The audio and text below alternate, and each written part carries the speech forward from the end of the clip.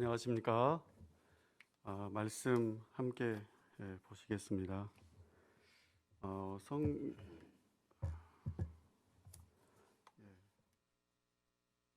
성하겠습니다.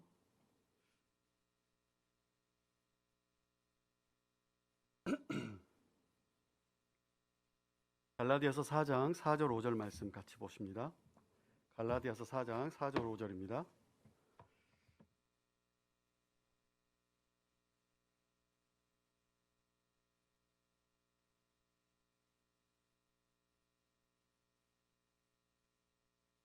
같이 한 목소리로 읽겠습니다.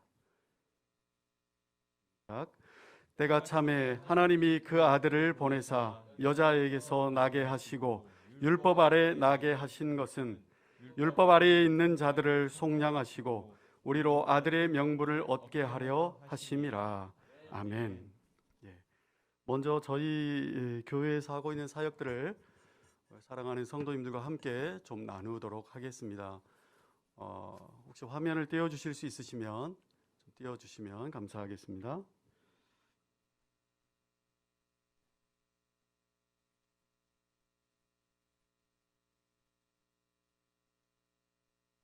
마스크를 하고 있는 게 아직 지금은 다 익숙해지셨죠? 네. 그런데 저는 아직도 좀 익숙하지가 않습니다. 그래서 어떤 분은 마스크를 하고 계셔서 제가 잘 아는 분인데도 어쩔 때는 못 알아보고 인사를 못하고 지나가고 그럴 때도 있습니다. 오늘 이렇게 만나 뵀지만 몇 분만 만나 뵀죠. 지금 다 가정에서 아마 예배를 다 드리고 계실 텐데요. 또 앞에 계신 분들도 혹시 또 길거리에서 만나 뵙더라도 서로 못 알아볼 것 같아요. 우리의 교제를 방해하는 마스크가 빨리 없어지는 그런 전염병이 없는 세상이 빨리 되기를 우리가 간절히 좀 기도해야 되지 않겠나 싶습니다. 가장 안타까운 건 교회 예배 드리는 것이 정상적으로 되어지지 못하다 보니까 성도님들께서 많이 답답해 하시고 또 누구보다 또 목회자분들, 목사님들도 많이 답답해 하시는데요. 지금까지는 그런가 보다 또 그렇게 했었다가도 성탄절이 돼서 특별한 예배를 드리려고 하는데 또 마음 같지 않으니까 다들 어려워하시는 것 같습니다. 가능한가요? 됐나요? 예. 아니면 말씀을 먼저 전할까요? 예. 자, 제가 사역을 소개하고 네, 이제 된 것 같네요. 예. 혹시 띄우기가 어려우실 것 같아서 PPT나 보다는 제가 PDF로 만들어서 보내드렸는데요. 한번 띄워주시면 감사하겠습니다. 저희 가플리진 교회는 외국인들을 대상으로 선교하는 교회입니다. 광주에 외국인들이 얼마나 많을까 잘 모르시는 분들도 계실 텐데요. 약 3만 명 정도 되는 외국인들이 계십니다. 그 중에 절반 이상이 광산구 쪽에 살고 있고요. 북구 쪽에도 많이 살고 계십니다. 특별히 광산구에는 광산구 월곡 1동과 2동에 집중적으로 거주하고 계시는데요. 그래서 그 광산구 월곡 1동, 2동에는 특별히 외국인들 중에 우리 고려인 동포분들이 많이 살고 계십니다. 그래서 고려인 동포들이기 때문에 어떤 분들은 그분들이 그러면 우리 한국 국적 다 가지고 계시겠네요, 이렇게 물어보시는 분들이 계시는데요. 한국 국적 가지고 계신 분들은 거의 없습니다. 뭐 한두 분, 서너 분 뭐 그렇게 되실지는 모르겠는데 거의 없고요. 그쪽에 공식적으로는 4,500명 정도 고려인 동포분들이 살고 있고 또 이동해 가시고 왔다 갔다 하시는, 일자리 찾아서 왔다 갔다 하시는 분들까지 하면 7,500명 정도 그 정도 살고 계십니다. 특별히 이제 월곡 1, 2동에 있는 초등학교 4군데 정도에 우리 고려인 동포의 자녀들이 학교를 다니고 있습니다. 그 아이들의 숫자는 550명 정도 그렇게 됩니다. 대반초등학교, 그리고 하남중앙초등학교, 뭐 월곡초등학교 이런 곳에 다니고 있습니다.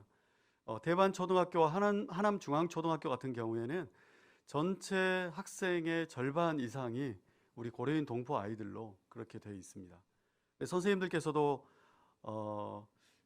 어려움이 많으시죠. 언어가 잘 통하지 않는데 아이들에게 수업을 하셔야 되기 때문에 가급적 학교에 입학하기 바로 전에는 한국어를 간단하게라도 가르치는 그런 과정을 만들어 놓고 수업을 진행하고 계시고요.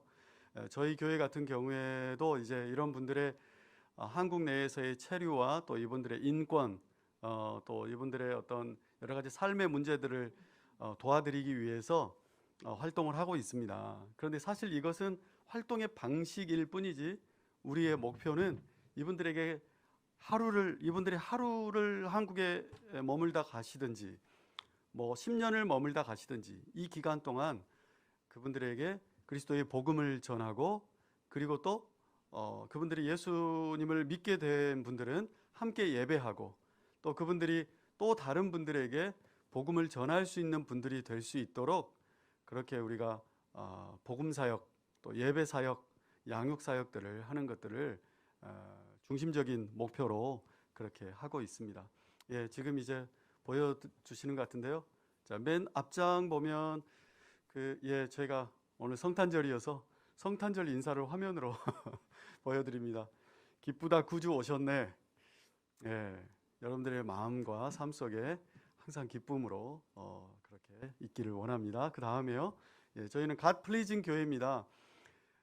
나그네에게 복음의 소식을 이라는 제목으로 오늘 사역을 잠깐 소개해 드리겠습니다. 그 다음이고요. 예, 저 1층에 이따 저희 교회 건물을 한번 좀 보여드리겠는데요. 1층에 자그마한 사무실이 있는데요. 예, 이 사무실 들어가는 입구에 붙여 있는 시트지입니다. 큰 것을 보시면 이주민 종합지원센터라고 하는 글씨가 보여 있죠. 예, 그리고 그 밑에 보시면 아주 다양한 저희들이 하고 있는 사역들을 기록해 놓았습니다. 어린 아이를 대상으로 한 교육 사역도 하고 있고요.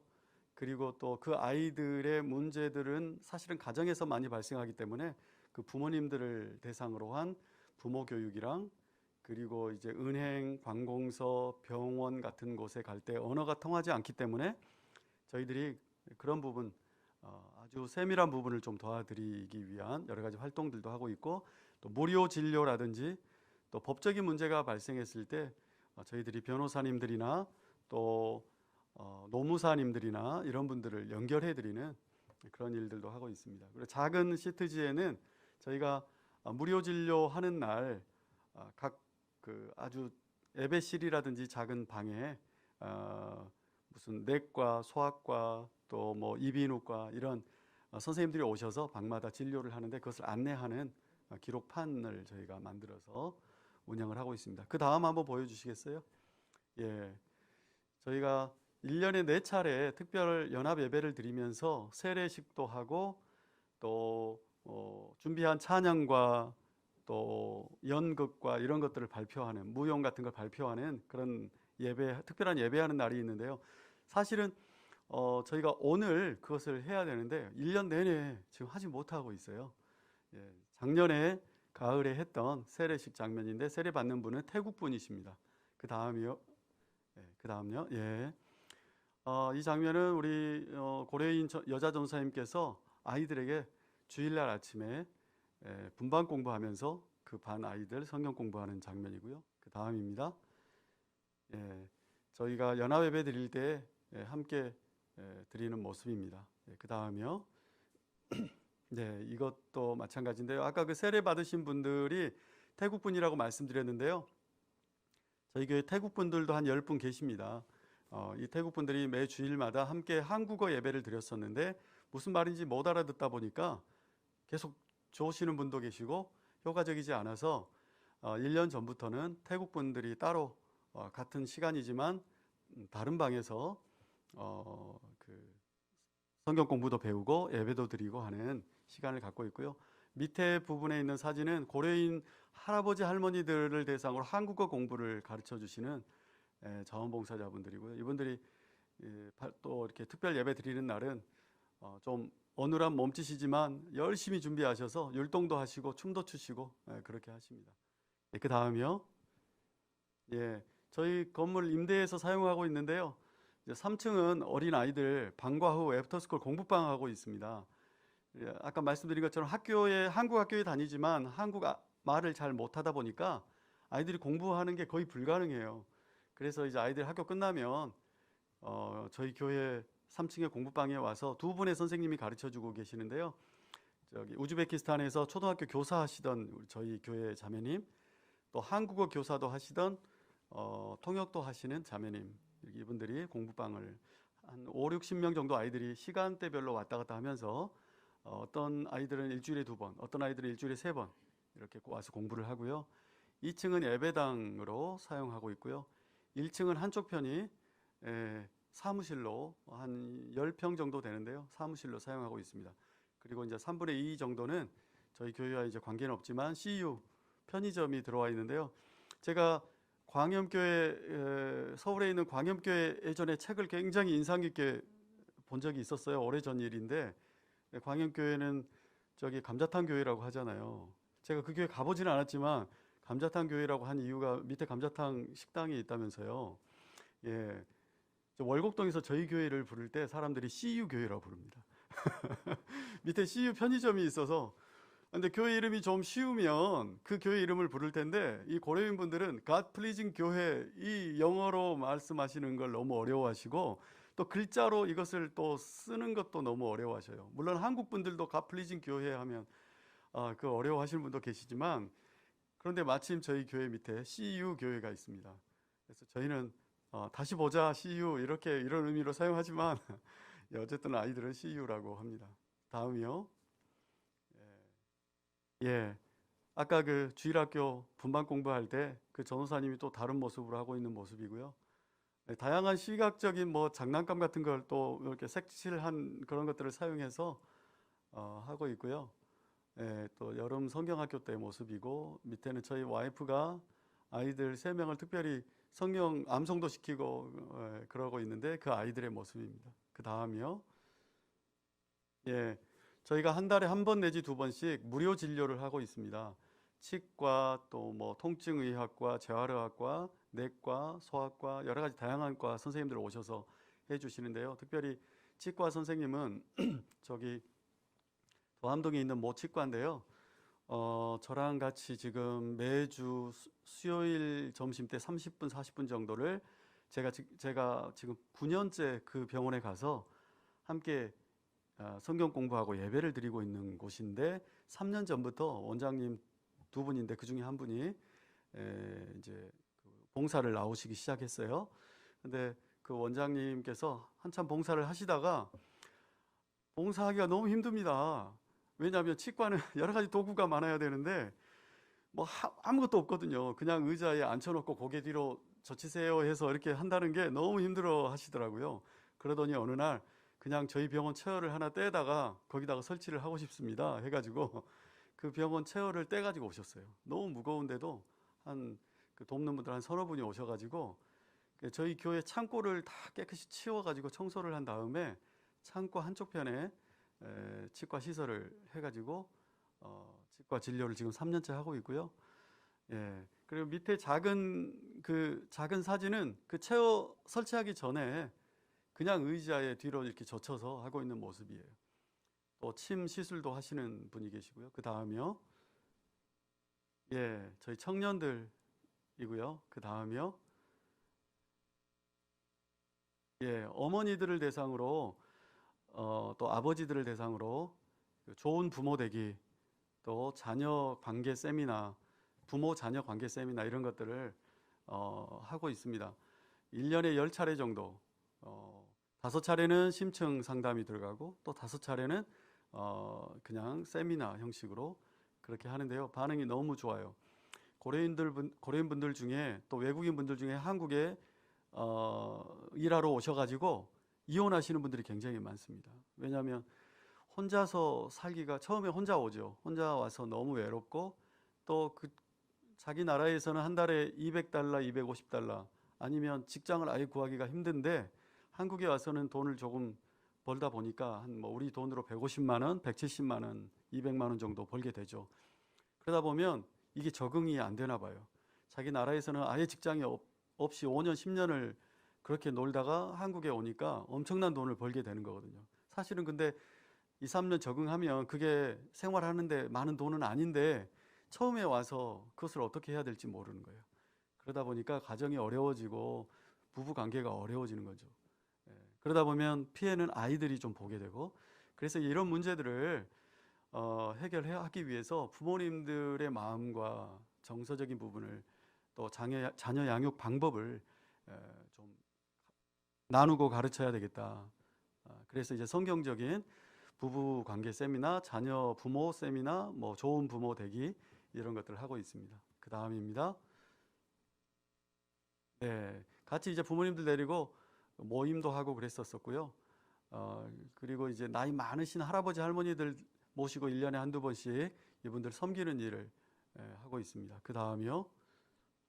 네, 이건 가족들 모시고 캠프를 함께 좀 했었습니다. 아산재단에서 이 부모님 외국인 가정을 위한 후원을 해주셔가지고 아산재단 후원을 받아서 한 80여 분 모시고 하룻밤 세미나를 했던 적이 있습니다. 그 다음이요. 예, 이건 뭘까요? 예, 깜짝 선물이 도착했었는데요. 우리 빛거울 광염교회에서 보내주신 그 너무 어려운 분들, 잘 드시지도 못하고 신선한 거 좀 드시기에는 더 어려워하시고 하시는 분들이 계셨어요. 몇 가정을 선정해서 그때 우리 목사님께서 빛거울 광염교회 성도님들께서 후원해 주셔가지고 신선한 그 식재료를 후원해 준 적이 있었는데요. 그 사진입니다. 그 다음입니다. 예, 이렇게 목사님 오셔서 나눠드렸고요. 밑에 저분은 그때 당시 애를 출산하고 어려워하시던 분이었는데요. 에카제리나라고 하는 분이죠. 예, 이분께도 영양제와 식재료를 전달해 드렸던 적이 있습니다. 그 다음이요. 이 자리를 저 사진을 준비한 것은 제가 직접 인사드린 기회가 없어가지고요. 이때 지금 인사를 드리고 싶어서 준비했습니다. 그다음 우리 어머니들이에요. 방금 그 사진은 어머니들인데 밑에 에카제리나 아까 얼굴이 제대로 안 보였죠. 에카제리나 사진. 저 아이 저렇게 잘 낳고 잘 키우고 지금 많이 컸습니다. 그리고 다른 어머니들이 한 6가정 정도 저만한 또래의 아이들이 있는 가정이 6가정 정도 있는데요. 저 어머니들과 금요일 날 오전에 함께 성경 공부를 하고 있습니다. 그 다음입니다. 최근에 이제 했던 사역 중에 하나는 그 정서적인 부분을 좀 만져드리고, 또 하나는 이분들이 한국에 와서 직장 잡기가 너무 어려우셔요. 또 다 3D 업종에 계시고, 그래서 이분들의 어떤 취업과 또 생계를 어떻게 좀 도울까 생각을 하다가 이분들 꽃을 굉장히 좋아하거든요. 꽃을 또 잘 다루시고요. 그래서 이제 꽃장식 전문가 과정을 선생님을 모셔서 시작을 했어요. 이제 이것도 저희가 돈이 있어서 한 건 아니고 월곡 이동의 도시재생 사업 중에 하나로 뭘 한다고 하길래 신청을 했더니 그게 돼가지고요. 지난주에 처음 했습니다. 그 다음입니다. 사진 큰 게 하나 비었는데 저런 장면으로 저희 교회 예배당을 딱 치우고 꽃꽂이 하는 것을 했습니다. 이제 아마 7번 정도 더 저것을 좀 배울 것 같습니다. 그 다음입니다. 이제 다 끝났나 보네요. 한 번 더 넘겨봐 주시겠어요? 이제 없죠? 알겠습니다. 이게 다 우리 지금까지 함께 협력해 주시고 기도해 주신 우리 빛거울 광염교회 성도님들이 협력이 있으셨기 때문에 이렇게 저희들이 사역할 수 있지 않나 그렇게 생각을 합니다. 오늘은 성탄절이기 때문에 특별히 성탄절이 우리에게 어떤 의미가 있는지, 우리가 왜 기뻐해야 되는지, 왜 기쁜 소식인지 그런 이야기들을 말씀으로 함께 나누고 싶습니다. 우리들은 사실 우리 민족과 유대인들은 다른 부분이 많이 있죠. 역사적인 배경이 다르고, 그리고 하나님과 관계에서 우리는 단절된 민족이었고, 유대인들은 계속해서 하나님과 관계를 가져온 민족이라고 하는 것이 다릅니다. 그래서 우리가 사실은 문화적으로, 그리고 그냥 교회에 다니면서 기쁜 소식, 또 우리의 죄를 구원해 주셨다라고 하는 의미와 유대인들이 그것을 받아들이는 의미가 매우 다릅니다. 그렇기 때문에 우리는 성경을 읽을 때, 또 설교를 들을 때, 또 아니면 어떤 특별한 절기를 맞았을 때 우리는 그냥 그렇구나라고 받아들이기보다는 이런 의미가 유대인들에게는 어떤 의미가 있었을까? 성경적으로 이것은 어떤 의미를 가지고 있는가? 그렇게 접근해 보는 것도 매우 큰 은혜를 줄 수 있습니다. 그래서 오늘은 그런 의미에서 성탄절을 접근해 보려고 합니다. 특별히 말씀의 제목은 때가 참해입니다. 갈라디아서 4장 4절과 5절에서는 이제 유대인들에게 이 예수 그리스도의 복음이 어떻게 접근되어져야 하는가를 말하고 있는 말씀입니다. 유대인들은 매우 간절하게 메시아를 기다렸습니다.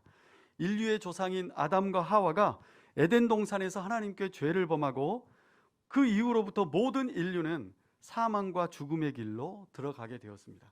그것은 당연한 결과죠. 죄의 싹슨, 죄의 결과는, 죄의 마지막 치러야 할 값은 바로 죽음이고 사망이다라고 하는 그 말씀에서도 말하고 있습니다. 이 죽음과 이 죄의 결과인 죽음은 결코 아무도 피할 수가 없습니다. 하나님은 이 무시무시하고 비참한 죄를 해결할 방법을 그런데 만들어 주셨습니다. 그것은 바로 메시아를 보내셔서 그 죄를 해결할 수 없는 우리를 대신해서 그 메시아가 인류의 죄를 해결해 주게 하겠다. 그것이 바로 하나님의 계획이셨습니다. 다시 말해서 죄를 해결할 방법은 오직 하나님만이 하실 수 있는데 그것은 하나님이 보내신 메시아로 해결되어질 수 있다라고 하는 것이었습니다.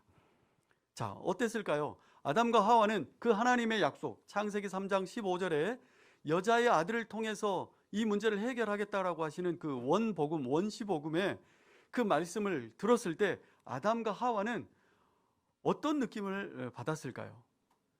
아담과 하와는 범죄하고 나서 하나님께 그것을 지적받고 매우 당황스럽고 후회했을 것입니다. 그리고 그들로 인해서 자기 자신뿐만 아니라 모든 인류가 이제 죽음을 맞이하게 되었다고 하는 것이 아마 절망이었을 것입니다. 그러나 하나님께서 제시해 주신 그 약속을 듣고 그들에게는 희망이 생겼습니다. 그때부터 그들은 그 여자의 아들, 그 메시아가 언제 오실까? 아담과 하와 때부터 기다리게 되었던 것이죠. 자, 그들은 수천 년이 지나서 메시아가 올 것이다 라고 생각했을까요? 아마 그러지 않았을 겁니다. 그들에게 첫 생명이 잉태되면서부터 이 아이가 메시아일 수 있다. 이 아이가 메시아일 거다. 그렇게 아마 기대했을 겁니다. 그는 바로 가인이었죠. 그런데 가인은 메시아가 아니었습니다.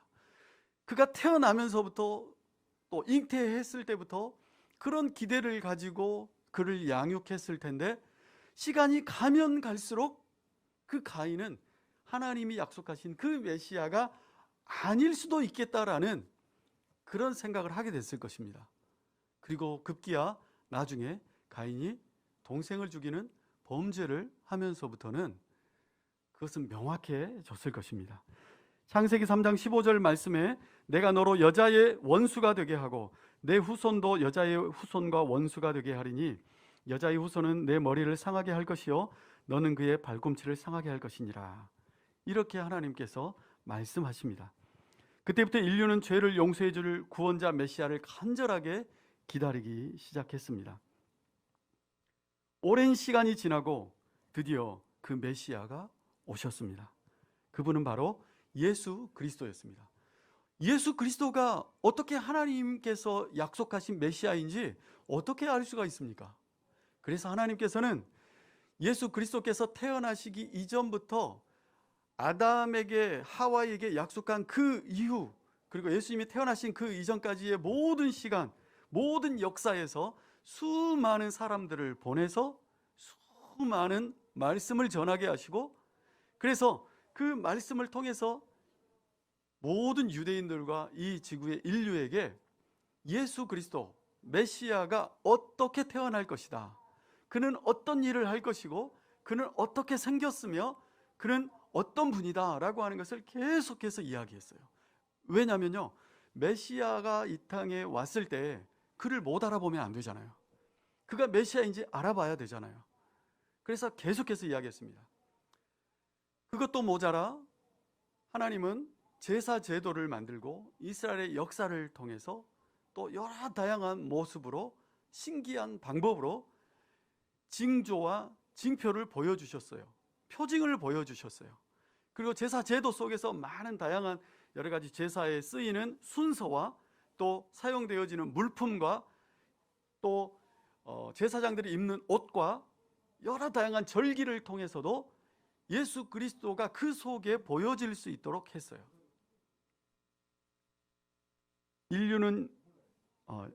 이처럼 인류는 비참한 죄를 해결할 수 있는 하나님의 약속을 기다렸습니다. 그들은 노래를 부르면서도 메시아를 기다렸고, 그들은 부모님에게 이야기를 들으면서 메시아를 기다렸고, 그들은 학교에서 배우면서도 메시아를 기다렸고, 그들은 1년에 수차례의 제사를 드리고 예배를 드리면서도 메시아를 기다렸어요. 그런데 우리 민족은 아니잖아요. 이것은 이스라엘 민족이 그렇게 해왔던 거지, 우리 민족이나 다른 이방 민족들은 어떤 절기나 제사나 부모님을 통한 교육이나 부르는 노래나 또 역사 속에서 또 우리의 삶에 나타난 수많은 선견자들이나 지식자들이나 선지자들에게서도 우리는 예수 그리스도의 메시아의 이야기를 들어본 적이 없는 민족입니다. 그것이 바로 하나님이 선택하신 이스라엘과 또 이스라엘이 아닌 다른 민족들과 다른 점이에요. 그러므로 우리는 기쁜 소식이라고 했을 때 그리스도께서 오신 소식이 기쁜 소식이죠. 그랬을 때 우리가 생각하는 그 기쁜 소식과 이스라엘 민족이 생각하는 그 기쁜 소식은 완전히 받아들이는 사람 입장에서 그 느낌이 다른 것입니다. 이스라엘 민족은 수천 년 동안 역사를 통해서 그들은 계속해서 기다리던 그 소식을 듣게 된 겁니다. 그런데 우리는 그 기쁜 소식 하면 무슨 소식입니까? 그게 무슨 소식이지? 누가 성공했다는 소식인가? 누가 아들을 기다리던데 아들 낳았다는 소식인가? 누가 어디에 시험을 보러 갔다고 하는데 그 시험에 합격했다는 소식인가? 그 기쁜 소식을 그 정도로만 생각합니다. 그러나 우리 그리스도인들은 이제 한꺼번에 모든 시간을 소급해야 합니다. 성탄절이 됐을 때 성탄절에 우리 아이들과 가족들이 함께 모여서 함께 그것을 소급해야 되는데 너무 힘든 일이에요. 어느 정도의 시간을 소급해야 합니까? 유대인들이 지금까지 살아온 수천 년의 시간을 우리는 단번에 소급해서 그 기쁜 소식을 이해해야 하는 것입니다. 그들이 조상적부터 기다리던 그 메시아를 통해 우리의 죄가 용서받고 해방되어지는 그 간절한 기다림을 우리는 예수 믿고 얼마 안 돼 단 한 번에 소급해서 그것을 이해할 수 있어야 되는 것이죠. 어려운 일입니다. 그래서 우리는 매해 성탄절 때마다 그 예수 그리스도의 기쁜 소식을 우리는 생각해 봐야 되죠. 오늘 아침에 저희가 저희 교회 들렀다가 왔어요. 예배를 드릴 수가 없으니까요, 주일학교도 오늘은 기쁜 주일학교가 돼야 되는데 주일학교 예배도 못 드리죠. 그런데 애들 다 오라고 했어요. 아침 10시까지 다 오세요. 그렇게 이제 다 연락을 했어요. 애들은 뭐지? 하고 이제 왔을 거예요. 부모님들이 너 오늘 교회 10시까지 가야 돼 하고 부모님들이 보내기도 하고. 왜 그랬을까요? 선물을 주려고요. 비닐봉지에다가 뭐 초콜릿도 넣고 뭐도 넣고 해서 작은 선물을 만들어서 그렇게 이제 준비를 했습니다. 아이들은 성탄절이 되면 기쁜 소식을 듣죠. 초콜릿 주는 소식, 선물을 주는 소식, 이런 소식을 듣습니다.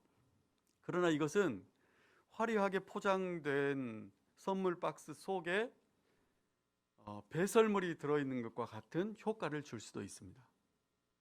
우리가 예전에 선물 교환 같은 거 하면 어릴 적에 시골 교회에서 저 그런 거 많이 해봤거든요.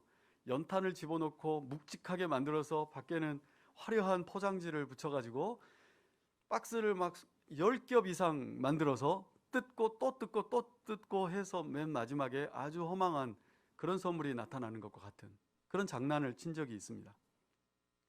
우리가 예수 그리스도를 어떤 분인지 전하지 못하고 또 우리가 크리스마스 선물을 받긴 받았지만 이 선물의 의미를 알지 못하고 선물을 받으면 배설물이 들어있는 허망한 선물을 받는 것과 똑같은 것입니다. 그러나 또 반대로 우리 그리스도인들은 가능한 성탄절에 많이 나눠야 합니다. 선물도 많이 줘야 하고 또 한 번의 생일인 것처럼 내 생일날에도 선물을 받지만 예수님의 생일날에도 또 한 번에 우리 아이들에게 선물을 주는 것도 좋죠.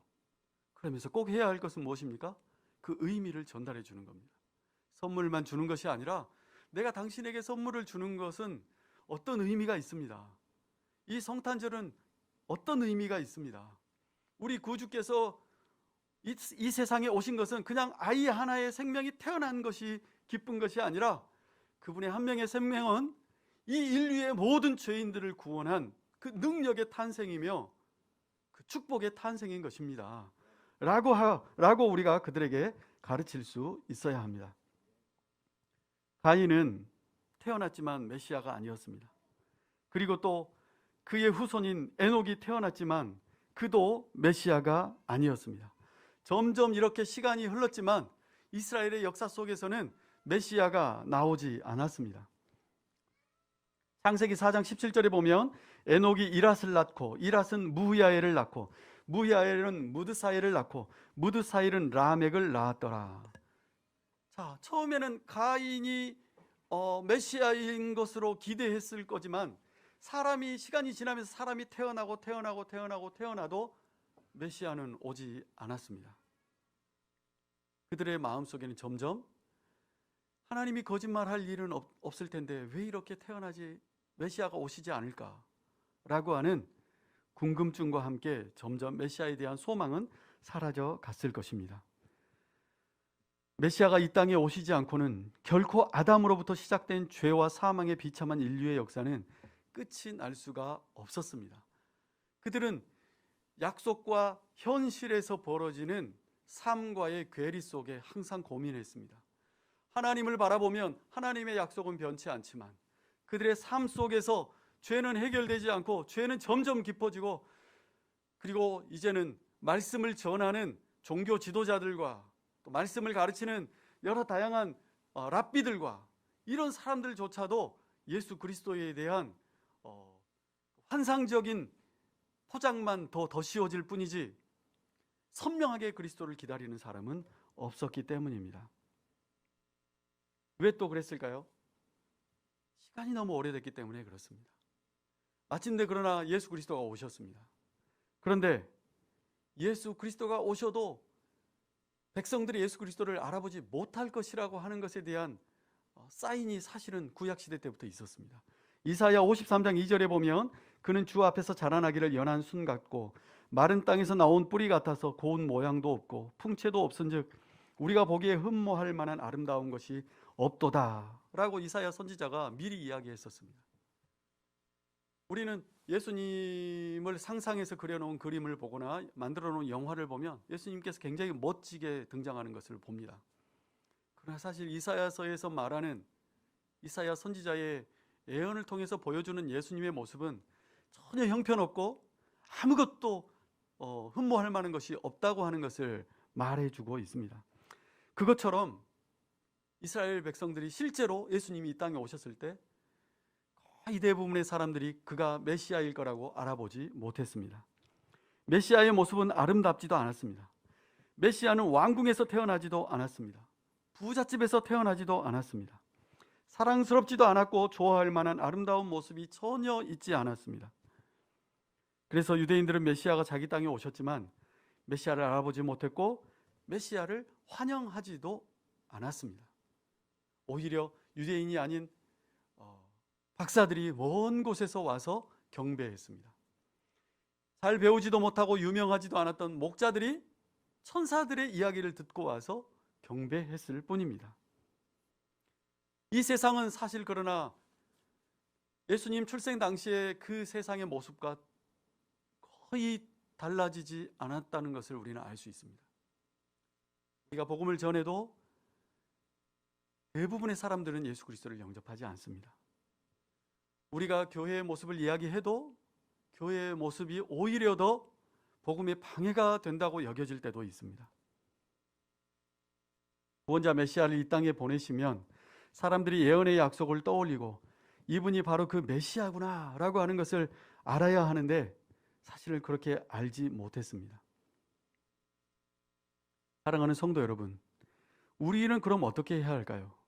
우리의 삶은 어때야 할까요? 예수님께서는 2000년 전에 오실 때 말씀을 보면 때가 참에 왔다고 말씀하고 있습니다. 갈라디아서 4장 4절과 5절에 때가 참에 하나님이 그 아들을 보내시고 여자에게 나게 하시고 율법 아래 나게 하시고 율법 아래 있는 자들을 속량하시고 우리로 아들의 명분을 얻게 하려고 때가 참에 그렇게 보내주셨다고 하셨습니다. 자, 이 때가 찼다는 것은 무엇입니까? 프란시스 셰퍼라는 분이 쓴 책을 보면 서양 역사의 기원을 로마 시대로 봅니다. 로마 시대 이전에도 셀 수 없을 만큼의 오랜 역사가 있음에도 불구하고 인류 문명의 어떤 시작을 로마로 봅니다. 왜 그럴까요? 로마는 한 나라가, 한 정부가 수많은 나라를 정복하고 길을 만들고 언어를 통일했습니다. 한 정부 아래 그렇게 했습니다. 예수님이 그때 오셨습니다. 유대인들은 전 세계적으로 뿔뿔이 흩어졌지만 6월절이면 예루살렘으로 모였다가 절기가 끝나면 다시 또 다 흩어졌습니다. 이때 예수님께서 오셨어요. 또 그런 상황들을 사용하셔서 예수님께서 십자가에 못 박혀 죽으시고 예수님이 메시아임을 모든 사람들에게 알게 하셨습니다. 이것은 정말 치밀한 하나님의 타이밍이었고 하나님의 방법이었습니다. 그 이후부터 우리와 무슨 관계가 있습니까? 그 이후부터 그 로마 시대 이후의 모든 역사는 이제 통합과 또 복음 전하기에 가장 좋은 방식으로 세계가 그렇게 지금까지 흘러오고 있습니다. 아마도 예수님이 오실 때까지 복음 전하기에는 더욱 좋아질 것입니다. 요즘도 유튜브로도 복음을 전하고 있죠. 이것은 바로 하나님의 치밀한 때의 시작이었다고 하는 것을 우리가 알 수가 있습니다. 이사야 61장 1, 2, 3절에 보면 주 여호와의 영이 내게 내리셨으니 이는 여호와께서 내게 기름 부으사 가난한 자들에게 아름다운 소식을 전하게 하려 하심이라. 나를 보내사 마음이 상한 자를 고치시며 포로된 자에게 자유를, 갇힌 자에게 노임을 선포한다고 말씀하고 있습니다. 이것은 예수 그리스도께서 오셔서 우리를 위해서 하시는 사역과 일에 대해서 이야기한 것입니다. 사랑하는 성도 여러분, 오늘은 사역을 또 소개하고 말씀을 짧게 전해야 하기 때문에 마무리를 좀 말씀드리겠습니다. 하나님이 세상을 이처럼 사랑하사 독생자를 주셨으니 이는 그를 믿는 자마다 멸망하지 않고 영생을 주려 하심이라. 우리에게 독생자를 주셨습니다. 마가복음 10장에서는 자기 목숨을 많은 사람의 대속물로 주려 하기 위해 오셨다고 말씀하셨습니다. 예수 그리스도는 그냥 좋은 일 하다가 죽으신 분이 아닙니다. 예수 그리스도는 모든 죄인을 대신한 그 죄의 대가로 죽으신 것입니다. 만약에 우리 중에 어떤 의인이 있어서 좋은 일 하다가 죽었다라면 그것은 굉장히 소중한 일이 될 것입니다. 그러나 그것은 그 한 사람의 죽음일 뿐입니다. 그러나 예수 그리스도는 하나님께서, 죄가 없으신 하나님께서 이 땅에 오셨고 우리 인류의 모든 죄를 다 해결해 주실 만큼의 큰 능력으로 역사하셔서 우리를 위해 대속물로 죽으신 것입니다. 그래서 구약의 모든 제사 제도가 예수 그리스도를 향하고 있다고 하는 것이죠. 우리는 그 예수 그리스도의 대속물적 죽음을 통하여서 그리스도 안에서 새로운 피조물이 되었습니다. 그러므로 예수 그리스도의 십자가의 사역을 재창조 사역이라고 합니다. 하나님께서 이 세상을 지으셨는데 아담과 하와의 범죄로 인하여서 죄가 세상에 들어와 이 하나님이 창조하신 만물이 어그러지게 되었고 이제 예수 그리스도께서 십자가의 사역을 통하여 재창조하신 것입니다. 그러므로 이렇게 말합니다. 고린도후서 5장 17절에서는 짧게 한마디로 이렇게 말하는데요. 보라, 새 것이 되었도다. 이것은 예수 그리스도께서 이 땅에 오심으로, 그리고 그 오신 그가 십자가에서 우리를 위해 대신 죽으심으로 우리가 새 것이 되었다고 하는 것을 소리를 지르듯이 선언하듯이 말씀하는 것입니다. 사도행전 1장 8절에서는 이제 그럼 우리가 어떻게 살아야 할지를 말씀하고 있습니다. 너희가 권능을 받고 그리고 내 증인이 되어야 하리라고 말씀하고 있습니다. 그러므로 우리의 삶은 만약 성탄절의 선물만을 기뻐하며 사는 삶이라면 우리는 아름답게 포장된 배설물이 들어있는 상자를 기뻐하는 것과 같은 것입니다. 그러나 우리가 그 상자 속에 예수 그리스도의 복음을 넣어 그리스도를 모르는 자들에게 증인된 삶을 산다면 우리는 아름다운 포장과 함께 생명을, 또 새 창조된 이 세상을 선물로 받는 그런 성도가 되어질 것입니다. 우리 빛거울 광염교회의 모든 성도님들께서는 예수 그리스도의 나심을 기뻐하고 축하하는 이 성탄절에 복음의 의미를 다시 한번 깨닫고 삶의 방향을 재설정하는 그런 귀한 복된 시간과 성도님들 되시기를 주님의 이름으로 축원합니다. 기도하겠습니다. 살아계신 하나님 아버지, 우리의 죄를 위하여 약속해 주시고 오랜 시간 가장 적절한 때가 참에 예수 그리스도를 보내주심을 감사합니다. 우리가 권능을 받는 삶 살게 하시고 우리가 증인된 삶 살게 하여 주옵소서. 예수님의 이름으로 간절히 기도하옵나이다. 아멘.